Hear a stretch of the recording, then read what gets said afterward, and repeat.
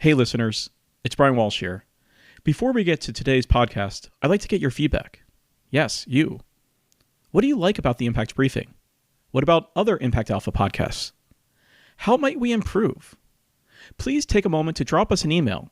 You can send it to podcast@impactalpha.com with any ideas, suggestions, criticisms, praise, or feedback of any stripe, so we can ensure that we are delivering value to you, our dedicated listeners. Once again, that email address is podcast@impactalpha.com. Thanks so much, and now let's get to the show. From the newsroom of Impact Alpha, I'm Brian Walsh, and this is your Impact Briefing for Friday, February 24th. Today, the roundtable is back together to discuss the role that private equity plays in institutional impact investing. Imogen Rose-Smith is an Impact Alpha contributing editor. Hi, Imogen, and welcome back. Hi, Brian. Good to be here. And David Bank is Impact Alpha's editor and CEO. Hi, David. Hey, Brian. Hey, Imogen. It's great to have the band back together again. But first, here's what you need to know from this week in impact investing. 2023 is shaping up to be the year of the S. That's the social in ESG. This week's Agents of Impact call took up a range of policies at play in Washington, D.C. In the coming months, human capital disclosure rules are expected from the SEC, and the Community Reinvestment Act is up for reform. The Community Reinvestment Act has been pivotal in driving bank capital for community resiliency. And there are ambitious new proposals to mobilize financing for business transitions to employee ownership, as Ownership America's Jack Moriarty explained. The problem is there's no capital. There's no investment capital at scale in the employee ownership field that can help enable the financing of these businesses from the owners, from the sellers to their employees. And that's where there's just a remarkable impact investment opportunity. You can catch the full replay of the call and the recap on impactalpha.com. Opportunity International raised $101 million to boost livelihoods in low-income countries. The Chicago-based nonprofit lender aims to de-risk loans to smallholder farmers and small and micro businesses. It works in countries such as Ghana, Mozambique, Colombia, and India to provide guarantees, interest rate subsidies, and other forms of catalytic capital to de-risk loans from local banks. Since 1972, Opportunity and its partners have disbursed $19 billion in loans. Investors are demanding better impact data.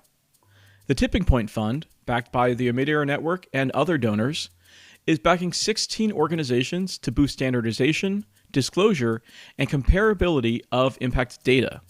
For example, 60 Decibels will expand its microfinance social performance index. As You Sow will extend its S&P 500 racial justice scorecard. And XBRL International is establishing a registry for sustainability reports. And take your pick, shorts or skis. Impact investors are gathering next week in Utah and Mexico, and Impact Alpha will be on the case. In Utah, the Sorensen Impact Summit is taking up urban regeneration, rural economic development, and other strategies for social and racial equity. In Mexico, the Latin American Impact Investing Forum, also known as the FLEA, will showcase the boom in impact investing across Latin America. We'll have coverage of both in the brief next week. Now it's time for our roundtable, and I'm joined once again by Imogen Rose-Smith and David Bank. Now, David, over the last few years, private equity firms have been moving into ESG and impact investing. What do you make of the big money and the big claims being made by these firms? Well, Brian, one of the things that's interesting is that many of these firms are now publicly listed. And so they have reporting requirements that, private equity firms, didn't used to have in the past. And over the past week or so, they've been holding analyst calls. We were taken by the way in which many of these firms were now touting not only their climate funds, which, have gotten a lot of attention in the last couple of years as they've climbed to new heights, $7.5 billion for Brookfield and something similar for TPG. But now they're actually touting their impact funds and their impact investing as well. And in fact, TPG's John Winklerade said there's been a seismic shift, and said that if you looked at the sectors you would want to be in as an investor, that they have a big overlap with impact investing sectors. So all of that, of course, is still to be taken with a large grain of salt, but there does seem to be now a way in which folks are touting impact alpha. So finally, the market is catching up to what you've been promulgating through the pages of Impact Alpha for many years now. The thing that we've said for a long time, and that others have made the point as well, is you can't just report the impact of your impact fund and of your impact deals.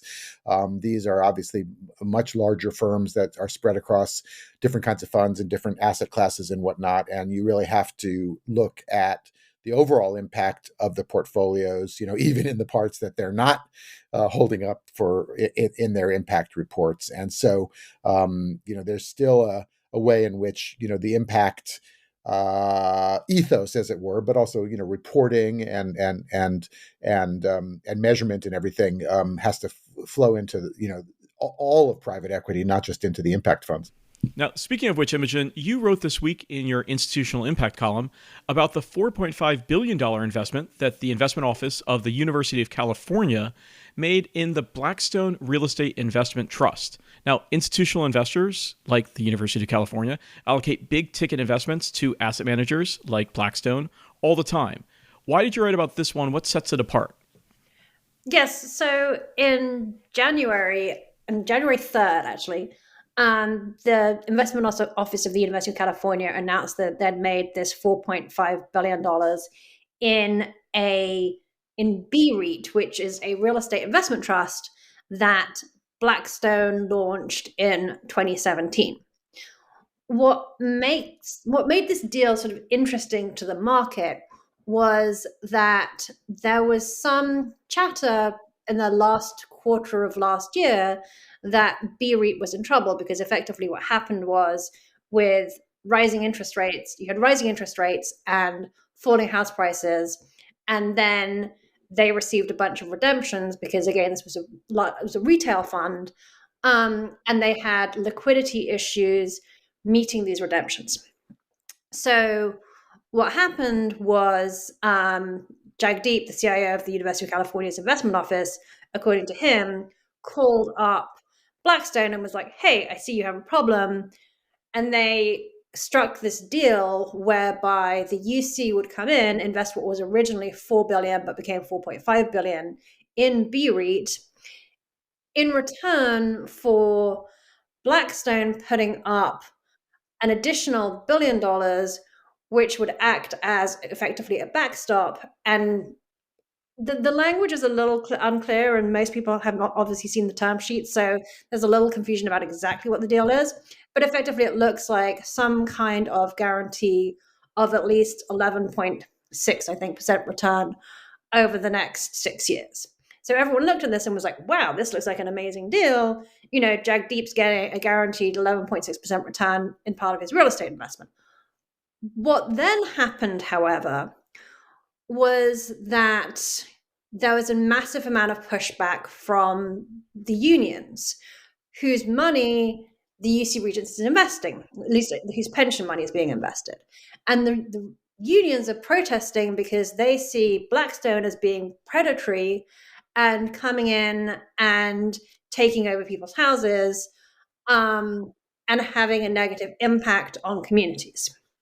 So there was a investment committee meeting for the UC Regents at which all of this was discussed. And it started with a series of public comments from union members talking about how Blackstone had taken over this low-income housing complex in San Diego, and that people were getting pushed out. Something that Blackstone, by the way, says isn't true. So there was this criticism of Blackstone coming from the unions, but in the discussion in the investment committee meeting itself, basically Jagdeep gave the floor to Blackstone and allowed them to talk about all the amazing work they're doing in working with people in affordable housing. So there's this interesting tension between what happens when Blackstone comes in and starts making investments in low-income communities. And there's two different countercurrents here. One is the criticism that we've talked about before about how these private equity firms are coming in and buying up affordable housing, which means that individuals can no longer afford housing. So they're sort of caused the housing market to become increasingly expensive. And so people like school teachers and other pension beneficiaries can't afford to buy houses. And that continues to be a trend and an issue. Secondly, however, but if you actually listen to, again, what Blackstone was saying in the investor committee meeting, that's not what they're necessarily doing with affordable housing. They're actually trying to invest in affordable housing, which is, sounds like an impact investment. The issue is, can you actually invest in affordable housing and get the kinds of rates of return that Blackstone needs to get, because they've promised their investors that, and also because they charge high fees, and in turn, their executives make a lot of money. So can the private equity model, which ultimately has sort of become a funnel for making a bunch of rich white men even richer, is that the best mechanism by which to be investing in affordable housing? What was so interesting about this story, Imogen, which got a great reaction, and it was a tour de force in many ways, was that you linked all these issues, the high fees. I think Steven Schwartzman made something like $1.1 billion in 2021, one of the biggest paydays in Wall Street history. And as you said, this fund was actually facing some trouble, and the rest of the asset management industry kind of rallied around and gave Blackstone a bailout and got high fees, and who's left holding the bag may be the tenants.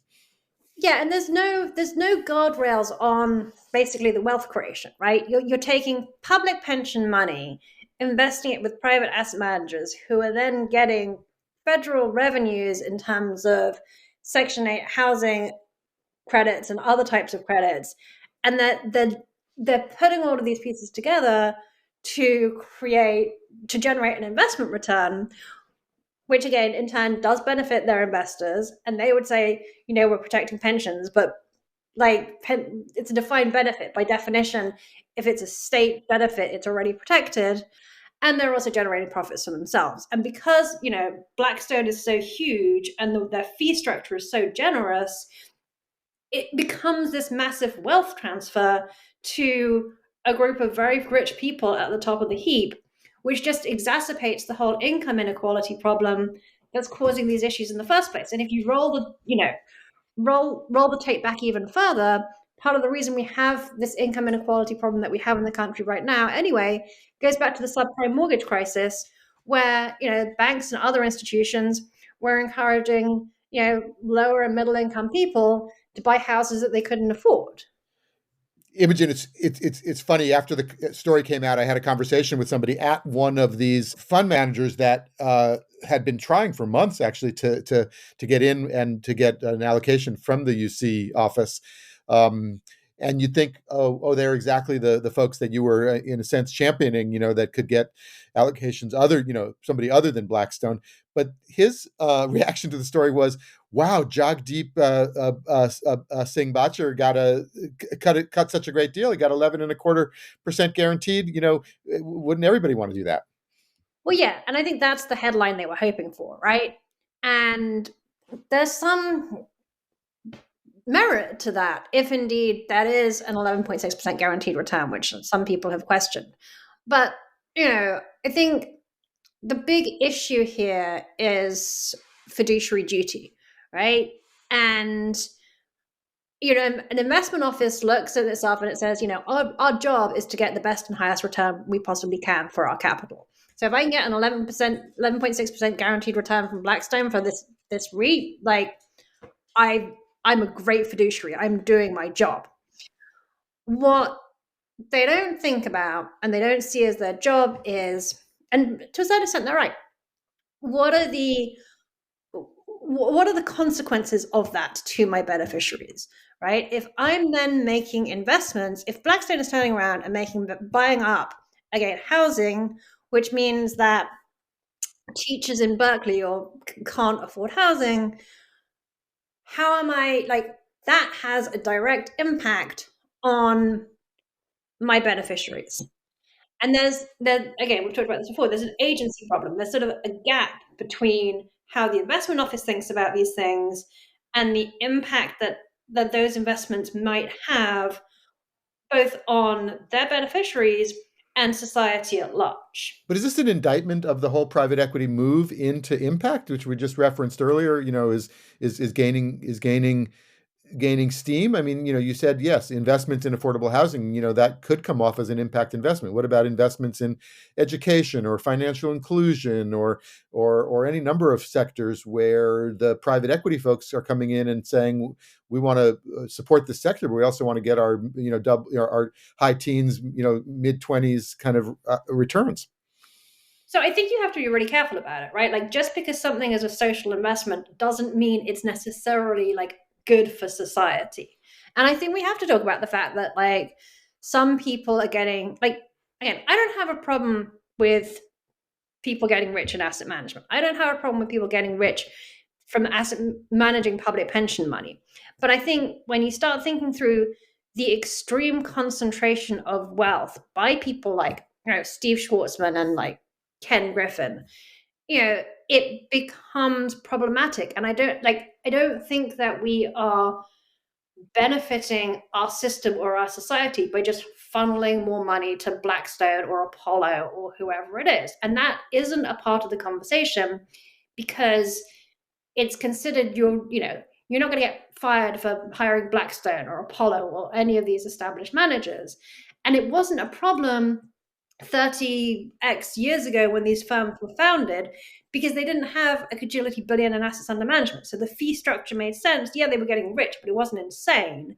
And now that is no longer the case. But we have closed the door on other managers. Get to your point about your manager you spoke to. Other managers don't get the same opportunity and the same bite of the apple because fiduciary duty says basically stick with what you know. So we've created this cycle and we're failing to recognize that like we are the problem, right? That by creating even more inequality, we just perpetuate the problems that impact is trying to solve. And just because Blackstone might do like a little bit of good on the side doesn't detract from the bigger issues. And I do think that you have to have a conversation about returns, right? And how much, if you talk to most people doing affordable housing, they will say it's very hard to generate, it's very hard to generate Blackstone-like returns in this sector. And they'll also say it's really hard to do it if you try and build new affordable housing. You can only actually do it through converting existing housing stock into affordable housing.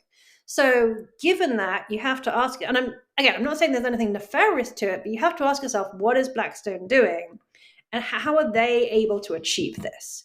And is it a good idea to have unlimited return expectations when there's no cushion, right? We're talking about people who don't make a lot of money. And you can see this as well. It's actually interesting if you go back and you watch other UC Regents investment committee meetings. They've been talking a lot about investing in student housing. And it's the same question. Should there's an affordability concern around student and faculty housing. So should you be having people come in who are trying to extract as much profit as possible building that housing? And that the investment office is keen to be doing this kind of investing. And again, there's this tension between we're not a charity, we're a for-profit investor, but we as the investment office can do this better because we're not charging fees. And then next thing you know, they're rocking up with Blackstone. Blackstone's charging a huge amount of fees to invest in, amongst other things, student housing. So something is off here, right? Between how investment offices think about their world in isolation. They think about it in this idea of the sort of fiduciary duty sort of cocoon. And in reality, there's a much greater impact that they're having, not just on the world, but on their communities. And this isn't to say that like Blackstone can't do impact investing or the private equity managers can't do impact investing. But you can't, it's sort of to your point previously, you can't think about this in a vacuum. You've got to look at it in the broader context of what they're doing generally, and what returns they're trying to get, what fees they're making, and who ultimately gets rich. Well, Imogen, speaking of wealth creation in this space, we had talked earlier in the podcast about the worker ownership initiative and the idea of empowering more workers with equity stakes in their companies. David, what's your take on that approach of, how do we help with the wealth creation of employees and not just of the private equity managers?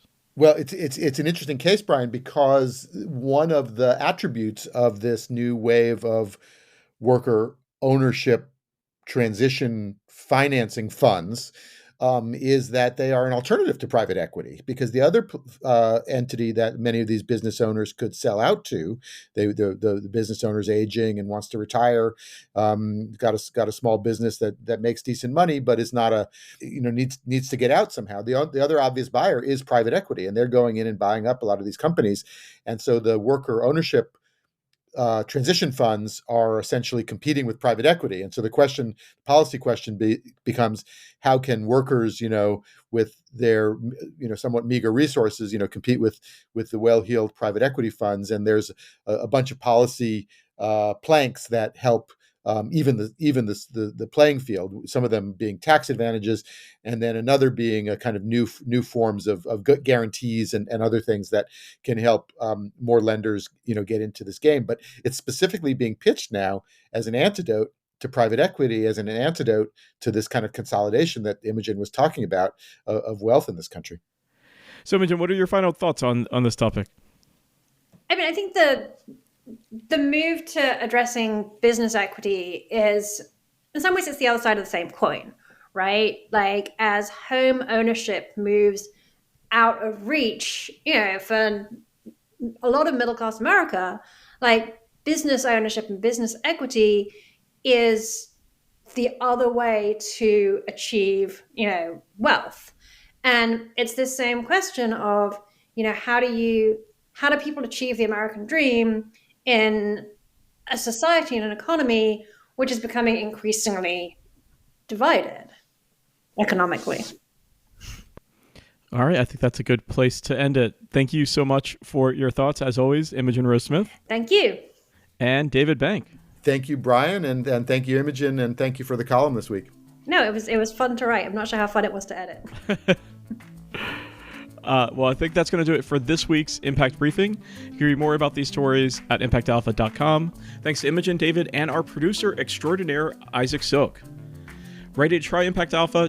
Sign up for Impact Alpha Open, totally free, directly at impactalpha.com. Want to go deeper? Grab a subscription and get full access to Impact Alpha, including the award-winning morning brief and our popular Agents of Impact calls. Just go to impactalpha.com/subscribe and choose an annual subscription. I'm Brian Walsh. Be sure to check back for next week's Impact Briefing. Until then, take good care.